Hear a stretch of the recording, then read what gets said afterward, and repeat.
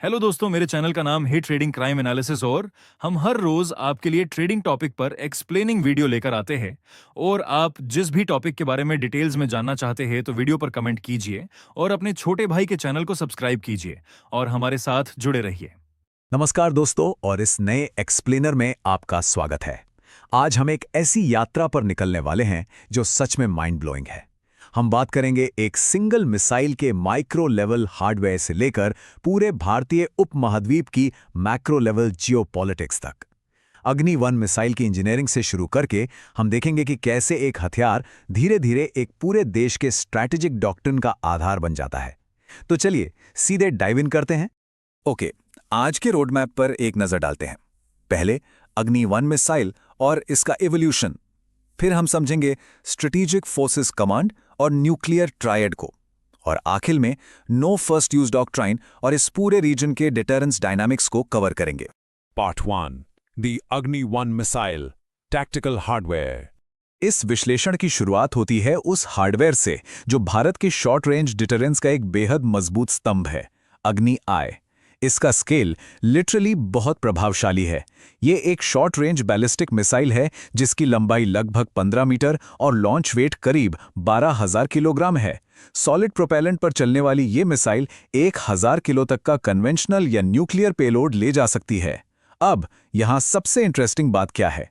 इसकी operational range 700 से 1200 kilometre की रेंज का मतलब है कि ये पड़ोसी देश पाकिस्तान के लगभग हर हिस्से को कवर करती है। और हाँ, इसका रोड और रेल मोबाइल होना, यानी इसको आसानी से मूव किया जा सकता है, जो इसे टैक्टिकल रूप से बेहद लचीला बनाता है। Part 2. Development and Evolution. A Post Kargil Necessity. Hardware के बाद जरा इसके इतिहास पर नजर डालते हैं। कारगिल युद्ध के ठीक बाद अचानक एक ऐसी मिसाइल की बेहद जरूरत महसूस हुई जो 250 किलोमीटर रेंज वाली पृथ्वी 2 और 2500 किलोमीटर रेंज वाली अग्नि 2 के बीच के गैप को भर सके। और इसी जरूरत ने इस प्रोजेक्ट को रफ्तार दी। टाइमलाइन देखिए, 1989 में अग्नि टेक्नोलॉजी डेमोन्स्ट्रेटर का पहला टेस्ट हुआ था। फिर 2002 में सिंगल स्टेज अग्नि 1 का पहला फ्लाइट टेस्ट। 2004 आते आते इंडियन आर्मी ने इसके फुल रेट प्रोडक्शन को ग्रीन सिग्नल दे दिया और फाइनली 2007 में इसे ऑफिशियली सर्विस में शामिल कर लिया गया। एक टेक्नोलॉजी डेमोन्स्ट्रेटर से शुरू होकर एक ऑपरेशनल स्टेपल बनने का सफर सच में शानदार रहा है। अब अगर पुरानी अग्नि 1 की तुलना नेक्स्ट जनरेशन की अग्नि प्राइम यानी अग्नि पी से करें तो एक रियल गेम चेंजर्स सामने आता है।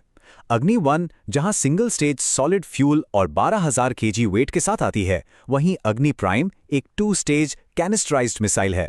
और सबसे कमाल की बात यह है कि एडवांस्ड होने के बावजूद अग्नि प्राइम का वजन सिर्फ 11,000 केजी है, यानी एक्चुअली अपनी पुरानी पीढ़ी से हल्की। इसके अलावा एडवांस्ड रिंग लेजर जायरो गाइडेंस और MIRV कैपेबिलिटी, मतलब एक ही मिसाइल से कई अलग अलग टारगेट्स को हिट करने की क्षमता, इसकी सटीकता और घातकता को पूरी तरह बदल देती है। इन अत्याधुनिक तकनीकी बातों और स्पेक्स को देखकर एक बहुत ही इंपॉर्टेंट सवाल उठता है, इन विशालकाय और स्ट्रैटेजिक हथियारों को आखिर कंट्रोल कौन करता है? आइए हार्डवेयर से अपना ध्यान हटाते हैं और कमांड की तरफ चलते हैं।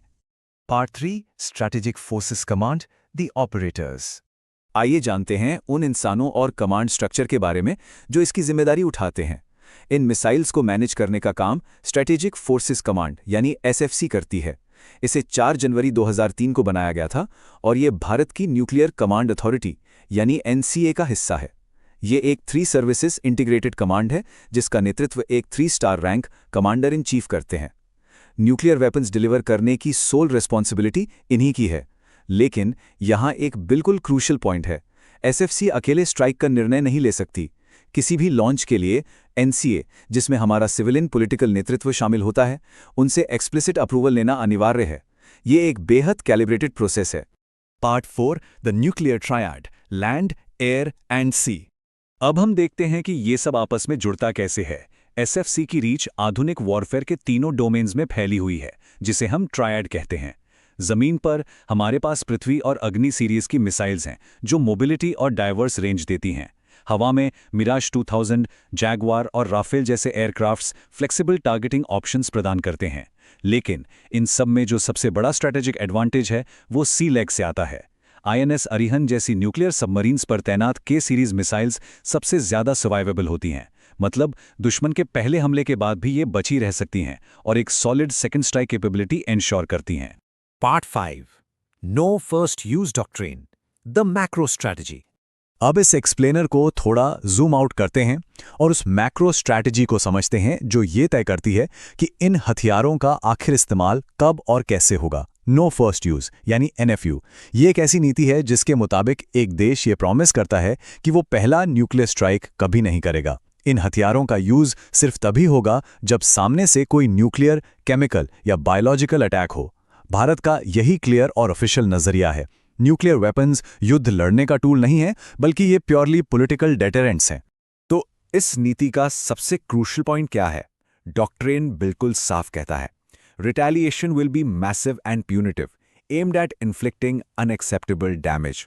इसका सीधा सा मतलब ये है कि भले ही भारत शुरुआत ना करे, लेकिन क्रेडिबल मिनिमम डिटरेंस की पॉलिसी ये गारंटी देती है कि किसी भी हमले का जवाब इतना ज्यादा विनाशकारी होगा कि सामने वाला देश उस नुकसान को झेल ही नहीं पाएगा। Part 6. Regional Deterrence Dynamics, a Fragile Balance. अब अगर इस पूरे रीजन में भारत और पाकिस्तान के बीच के इस डेलिकेट बैलेंस को ऑब्जेक्टिवली देखें तो नंबर्स काफ़ी इंटरेस्टिंग हैं। दोनों देशों के पास एस्टिमेटेड न्यूक्लियर वॉरहेड्स की संख्या लगभग बराबर है। पाकिस्तान के पास करीब 170 और भारत के पास करीब 172। दोनों ही नेशंस एक स्ट्रेटेजिक ट्रायड होने के स्टेबलाइजिंग इफेक्ट को बहुत अच्छे से समझते हैं। पाकिस्तान लैंड, एयर और अपने इमर्जिंग सी लेग पर काम कर रहा है, जबकि भारत INS अलिहंद के साथ एक एडवांस सी लेग एस्टैब्लिश कर चुका है। और ये स्लाइड ब्रिलियंटली इलस्ट्रेट करती है कि पैरिटी होने के बावजूद दोनों देशों की न्यूक्लियर फिलॉसफीज बिल्कुल अलग बल्कि डाइवर्जेंट है।